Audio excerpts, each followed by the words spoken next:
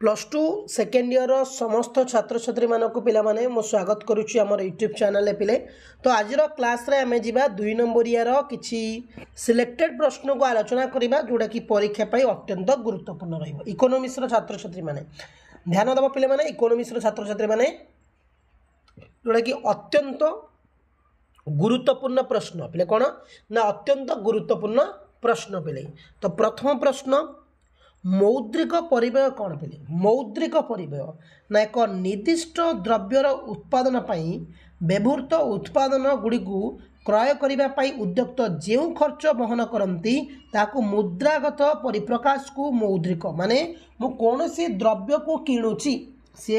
Biscuit हो से phone हो से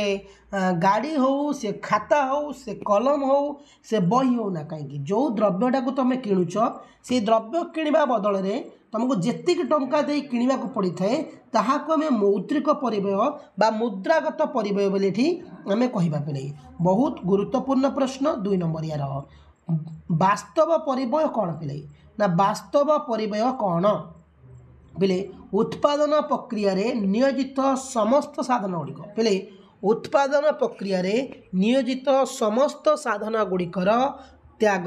जंत्रणा असुविधार समष्टि ही कौन ना असुविधार समष्टि ही वास्तव परिव्यय है कौन उत्पादन प्रक्रिया रे नियोजित समस्त साधन गोटे प्रोडक्शन करने जिते गुड़े जिनस सब नियोजित होता है जिते सब जिनस गुड़ाक नियोजित होता है गोटे तैयारी करने वास्तव परिव्यय एक अनुभव सिद्ध बा मानसिक बोली कहीपर पे बुझेगा पे माने परवर्ती प्रश्न है देख विकल्प परिव्यय पे विकल्प परिव्यय कौन ना गोटे द्रव्यर विकल्प परिव्यय उत्पादन होई नथिबा अन्य गोटे विकल्प द्रव्यर परिव्यय सहित सामान माने गोटे द्रव्य परिवर्तन तुमको रोषे कर गैस नहीं चुली कर चुली नथिले इंडक्शन भी करि ओके ठीक अच्छे देख अर्थात पिले अर्थात कौन सी एक उपादान अर्थात कौनसी एक उपादान एक निर्दिष्ट उत्पादन संस्थार व्यवहृत होगा निमित्त परिव्यय तार परित्यक्त सर्वोत्तम विकल्प व्यवहार जनित परिव्यय सहित सामान हेले ताकू विकल्प परिव्यय बोली कहुए। तेणु विकल्प परिव्यय होउची परित्यक्त विकल्प परिव्यय पिले परित्यक्त पिले स्थायी परिव्यय कौन पिले स्थायी परिव्यय कौन पिले स्थायी परिव्यय आम क्या कहवा ना जो परिव्यय उत्पादन कार्य पिले जो परिव्यय उत्पादन कार्य रे अपरिवर्तनीय रहुथिबा साधन गुड़िकर जोगु होइथाय जो परिवर्तन उत्पादन कार्य रे कहते पे ना अपरिवर्तनीय रही साधन गुड़िक अपरिवर्तन होइथिबा साधन गुड़िक जोगु होइथाय ताको आम स्थायी परिव्यय कहुए। प्रकारांतरे कहले जदियो उत्पादन संस्था स्वल्प काल निमंत बंद रुहे जदियो उत्पादन संस्था स्वल्प काल पर्यंत रहे केते ना स्वल्प काल पर्यंत तेबे मध्य उत्पादनकारी यही परिव्यय बंटन को बहन करने को आम एक स्थायी परिव्यय बोली कहवा पे बुझला। परवर्ती प्रश्न को जावा परिवर्तनीय परिव्यय कौन पिले परिवर्तनीय परिव्यय पिले ना परिवर्तनीय परिव्यय साधारणतः परिवर्तनशील उपादान गुड़िक बाबद में खर्च को बुझाए पे परिवर्तनीय परिव्यय साधारणतः परिवर्तनशील उपादान गुड़िकर बाबदर खर्च को बुझाई था अर्थात द्रव्य उत्पादन परिमाण रे परिवर्तन सहित अर्थात द्रव्यर उत्पादन परिमाण रे परिवर्तन सहित जो परिव्ययर परिमाण परिवर्तित हुए जो परिमाण परिव्ययर परिवर्तन हुए ताकू परिवर्तनी परिव्यय कहवा ताकू कौन कहवा ना परिवर्तनीय परिव्यय पे। आर्थनैतिक परिव्यय कौन पे माने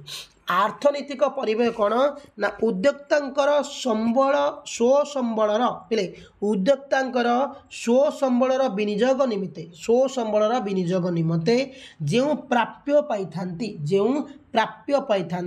ताकू प्रच्छन्न परिव्यय कहवा ताकू कौन कहवा पे माने ना प्रच्छन्न परिव्यय कहुए। तेणु आर्थनैतिक परिव्यय हिसाबगत परिव्यय आर्थनैतिक परिव्यय होची हिसाबगत परिव्यय प्लस प्रच्छन्न परिव्यय अतएव हिसाबगत परिव्यय अर्थनैतिक परिव्ययर को अंश मात्र अटे पे। परवर्ती प्रश्न पे इकोनॉमिक्स 2 नंबर यार सिलेक्टेड क्वेश्चन पे गुरुत्वपूर्ण प्रश्न पे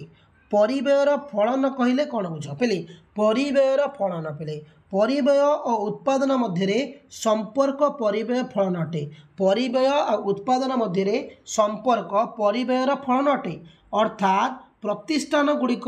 द्रव्यर नाम निर्धारण क्षेत्र में मोट उत्पादन परिव्यय संपर्क स्थापन हो पारे अर्थात प्रतिष्ठान द्रव्यर दाम निर्धारण क्षेत्र में मोट उत्पादन परिव्यय संपर्क स्थापन करें। परवर्ती प्रश्न स्वल्पकाल कौन पे स्वल्पकाल जो समय सीमा मध्य उत्पादनकारी प्रतिष्ठानर आयतन कौन परिवर्तन करें ना माने प्रतिष्ठानर आयतन कौन परिवर्तन करें ना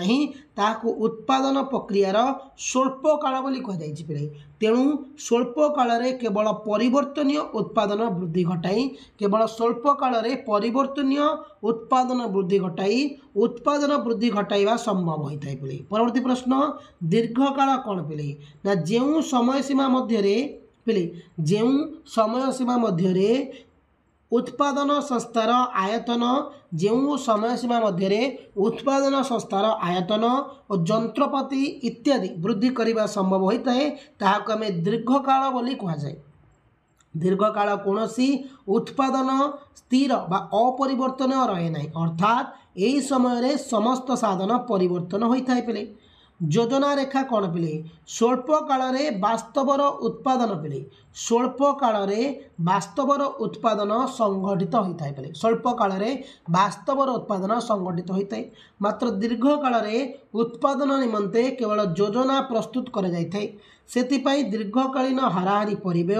रेखा को योजना रेखा बोली अभिहित करा जाए कारण दीर्घकाल स्वल्पकालीन हाराहारी परिव्यय रेखा भित्तिर ही परिव्यय रेखा स्थिर करा जाई पारे। परवर्ती प्रश्न आवृत रेखा कौन पे माने ना प्रत्येक प्रतिष्ठानर न्यूनतम पे प्रत्येक प्रतिष्ठानर न्यूनतम बिंदु को जोग कले दीर्घकाल जो रेखा उत्पन्न हुए ताहा ही दीर्घकालीन हाराहारी परिव्यय रेखा यह समस्त स्वल्पकालीन हाराहारी परिव्यय रेखा को आवृत कर रखि थाए तेणु दीर्घकालीन हाराहारी परिव्यय रेखा को आवृत रेखा बोली कहुई पे। व्यक्ति परिव्यय कहले कौन बुझ पे व्यक्तिगत परिव्यय कहले आम कौन बुझा ना उत्पादनकारी संस्था कौन एक निर्दिष्ट पे उत्पादनकारी संस्था कौन एक निर्दिष्ट द्रव्य उत्पादन कला बेले कौन एक निर्दिष्ट द्रव्य उत्पादन कला बेले जो व्ययभार निजे बहन करिथांती जो व्ययभार निजे बहन करिथांती ताहाकू व्यक्तिगत परिव्यय बोली कहुए। सुतरां एक निर्दिष्ट परिमाणर द्रव्य एक निर्दिष्ट परिमाणर द्रव्य उत्पादन निमंते उत्पादनकारी जो परिव्यय निजे बहन करे ताहाकू व्यक्तिगत परिव्यय आख्या दि जाए। बुझला पे मैंने तो ये था 15टी 2 मार्किया इकोनॉमिक्स सिलेक्शन क्लास पे मैंने थैंक यू पे मैंने चैनल को नुआ सब्सक्राइब निश्चित करना। जय हिंद पे मैंने धन्यवाद।